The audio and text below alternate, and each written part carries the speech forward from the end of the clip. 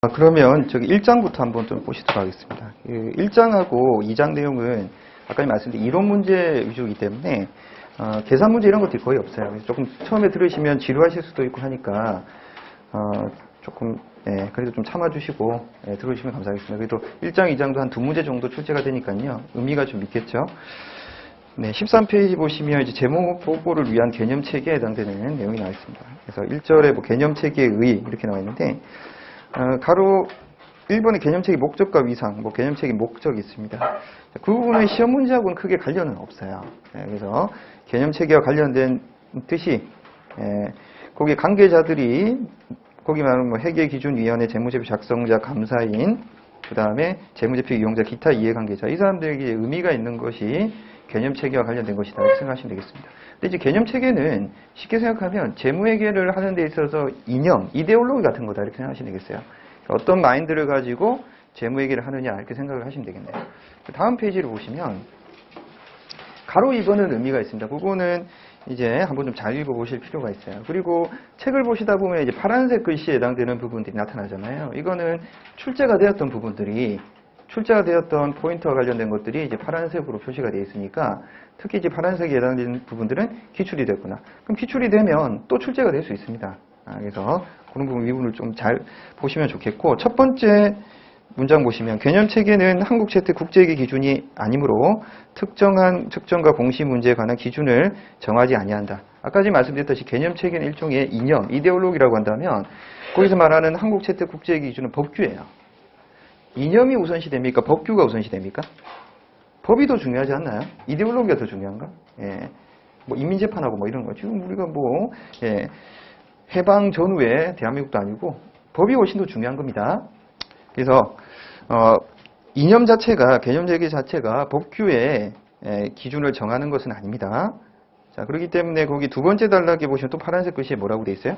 거기 밑줄 좀 그어 주시죠. 한국 채택 국제회계 기준이 개념 체계보다 우선한다. 그래서 법규가 이념보다 더 우선시된다. 이렇게 이해를 하셔야 될 것 같아요. 네. 그러면 이제 개념 체계는 그럼 존재할 이유가 없지 않습니까? 꼭 그런 건 아니에요. 왜냐하면 한국 채택 국제회계 기준을 만드는데 개념 체계가 어느 정도 영향을 미칠 수밖에 없는 거거든요. 우리나라의 예를 들면 민주주의라고 하는 이념이 우리나라의 각종 헌법이라든지 법률을 만드는데 어느 정도 영향을 미칠 수는 있잖아요. 근데 법을 정하는 데 있어가지고 개념 체계를 가지고 정하지는 않습니다. 이념을 가지고 정하지는 않습니다. 어느 정도 영향을 주고받는다. 이렇게만 생각을 좀 하시면 되겠죠. 그럼 가급적이면 둘 간에 상충되는 관계들이 점점점 줄어드는 방향으로 나가야 된다. 그게 이제 제일 마지막에 문장에 설명이 되는 거죠. 그래서 한국 채택 국제회계 기준을 검토할 때 개념 체계가 지침이 된다. 어떤 기준이 되는 내용이다. 그를 통해서 상충되는 점이 없도록 점차 감소해 나가야 된다. 이렇게 보시면 되고 밑에 이번에 1번 목적의 재무보고다 이렇게 돼 있죠.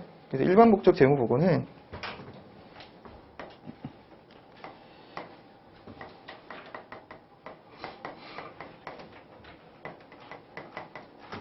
또는 예를 들면 뭐 수익과 비용에 해당되는 이러한 것이 일종의 이제 재무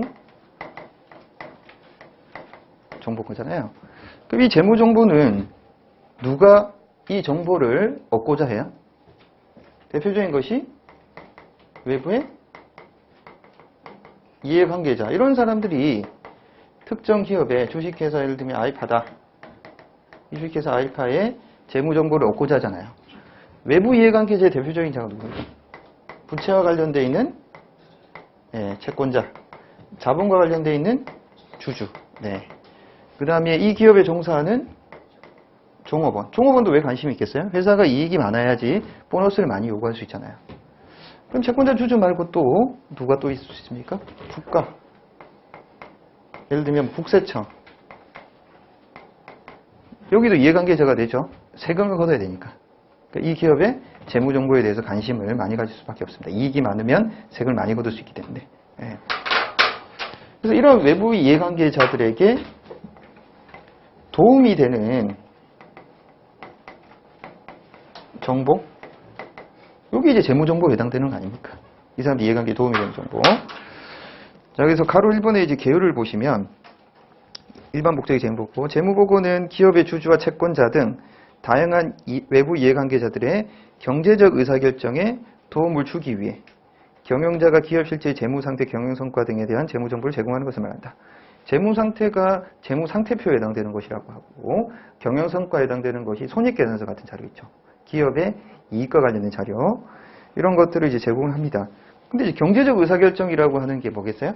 채권자 입장에서는 이 기업에 계속 돈을 빌려줘도 될지, 더 빌려줘야 될지, 아니면 주주 입장에서는 이 기업에 더 출자를 해도 될지, 더 투자를 해도 될지, 아니면 회수를 해야 될지, 종원 입장에서는 이 회사 믿고 내가 계속 일해야 될지, 아니면 이 회사 그만두고 퇴사해야 될지, 국가 입장에서는 이 기업의 세금을 내가 걷어도 되는 건지, 아니면 세금을 걷지 않고 뭐 예를 들면 다른 지원을 해줘야 된다든지, 이런 것도 이제 의사결정이잖아요. 그 의사결정을 하는 데 있어서는 재무상태표나 수익비용의 정보가 있는 손익계산서의 경영성과, 이런 것들이 도움이 될 수 있다는 거죠.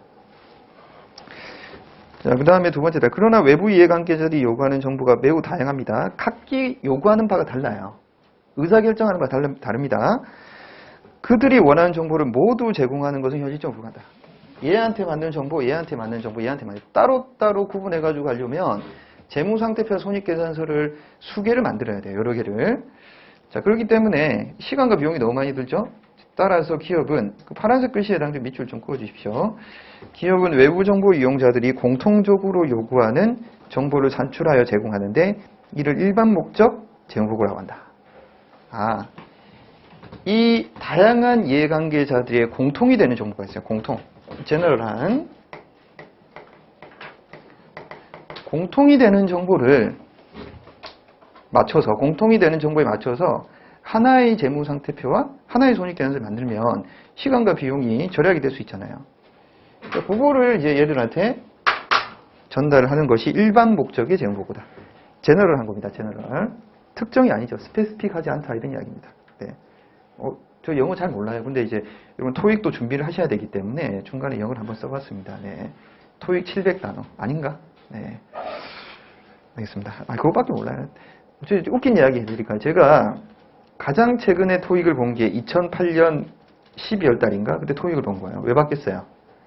2009년 세무사 시험을 치기 위해서 토익 봤을 거 아니야. 근데 이제 제가 2005년도에 대학을 졸업했는데, 2005년 졸업하고 한동안 토익을 안 치다가 2008년 12월 처음 토익을 쳤어요. 근데 점수가 그때 딱 700이 나왔어. 그게 무슨 말이에요? 몇 점 맞아야지 우리가 세무사 1차 시험 볼 수 있어요? 700점. 예, 695도 아니고 705도 아니고 딱 700이 나오더라고. 그러면 올해는 세무사 시험 된다. 운빨 터졌다. 이런 생각이 딱 든단 말이야. 점수 700이잖아. 이상하잖아. 네. 원래 저 카톨릭 신자였어요. 그래서 이제 근데 카톨릭 신자지만 세무사 시험 준비하는 동안은 샤머니즘에 심취했습니다. 네. 샤머니즘, 애니미즘, 토테미즘 이런 게 막 민속신앙까지, 무속신앙까지 결합이 돼요. 그럴 수밖에 없어요. 아무튼 네. 그 토익 이야기하니까 또 그렇게 생각이 드는데 또 공부하시는 분들 중에 이러더라고요. 선생님 토익 다 700점 목표로 700점 채운 다음에 세무사 시험 준비하려고 하는데요.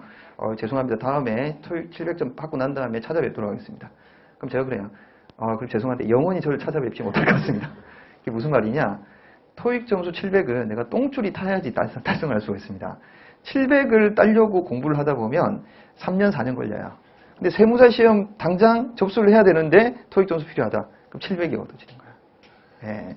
같이 병행하는 것도 나쁘지 않다 이런 말씀드려요. 근데 대신 올해 가을까지는, 올해 한 10월, 11월까지는 하셔야 된다. 이런 말씀 좀 드리고. 내년 1월 뭐까지 토익 준비하는데 그럼 끝나는 거예요, 그냥. 딴 거 공부를 할 수가 없어요. 자, 토익은 그렇게 한번 좀 생각을 해주시고.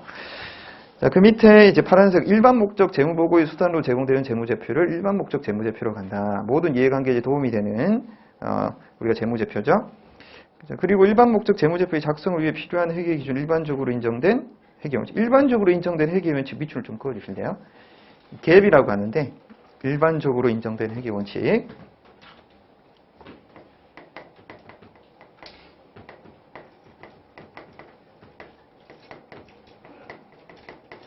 네. 그러니까 도움이 되는 정보를 제공하려면 어떤 정보의 틀을 만들어요, 틀. 이런 식으로 담아가 여러분한테 정보를 제공했습니다. 그러는데 그 기준의 틀이 될 수 있는 것이 일반적으로 인정되는 회계 원칙이다. 이렇게 생각을 하시면 되겠네요. 이 틀에 맞춰서 정보를 제공을 해야지 이 사람들도 그 정보를 이해할 수 있고 받아들일 수 있는 겁니다. 네. 이게 일종의 틀이다. 이렇게 생각하시면 되겠어요. 근데 우리나라는 일반적으로 인정된 회계 원칙이 몇 가지가 있다? 두 가지가 있다는 이야기예요. 그래서 그 밑에 상장기업과 금융기관이 적용하는 한국채택 국제회계 기준. KIFRS라고 하죠. 국제회계 기준. 그 다음에 비상장 기업 일반적으로 적용된 일반 기업 회계 기준. 이 두 가지가 있다. 듀얼 시스템이다. 이렇게 생각을 좀 하시면 되겠습니다. 그럼 하나만 만들지 왜 두 개를 만듭니까? 상장 기업, 그 다음에 금융기관. 여기는 이제 의무입니다. 여기는 주로 비상장. 그럼 왜 듀얼로 하지? 외부 이해관계자들의 성격이 다르기 때문에 그래요. 보세요. 국제회계 기준의 상장기업과 금융기관 같은 경우에는 주요 주주들이 누가 많아요? 양놈들이 많잖아요. 양분들이 많잖아요. 외국인 주주들이 많단 말이에요. 그렇죠? 그러면 이제 미국 주주 입장에서는 내가 투자한 이 기업의 주주로서 이 기업의 정보를 얻고 싶은데 미국에서 정보를 담는 요 틀하고 한국의 정보를 담는 틀하고 다르다. 그럼 그 정보를 받아들일 때 주주가 이해하기가 쉬울 거냐? 어렵다는 이야기야. 그 외국인 주주 입장에서는 자기 나라에 적용되는 이 정보의 틀, 그 다음에 내가 투자한 나라에서 받아들이는 정보의 틀 같았으면 한다고요. 이게 전 세계적으로 공통된 어떤 기준을 하나 만들면 그러한 어려움을 좀 극복할 수 있지 않을까 그런 생각이 좀 든단 말이지. 그래서 이제 만들었다는 이야기. 근데 일반 기업 회계 기준은 주로 비상장 기업이도 왜 그러냐면 외부 이해관계자들이 비상장 기업들 같은 경우에는 채권자 은행 주주가 누구냐면 김 땡땡이, 이 세모, 그 다음에 김 XX. 주주가 딱 3명이야. 주주가 3명인데 보니까 이게 누구야? 대표이사. 이 세모 누구야? 지 마누라, 김 XX. 자기 딸이나 아들. 주주가 딱 3명이에요. 자기 가족들이에요. 그럼 자기 가족들이 자기 회사에 대한 재무정보를 가지고 굳이 궁금해할 필요가 없어요. 자기가 거기 이미 재직하고 잘 돌아가는지 안 돌아가는지 알고 있으니까. 그러니까 이런 기업들 같은 경우에는 외국인 주주도 없을 뿐더러 채권자나 이렇게 외부 이해관계자 상당히 협소합니다.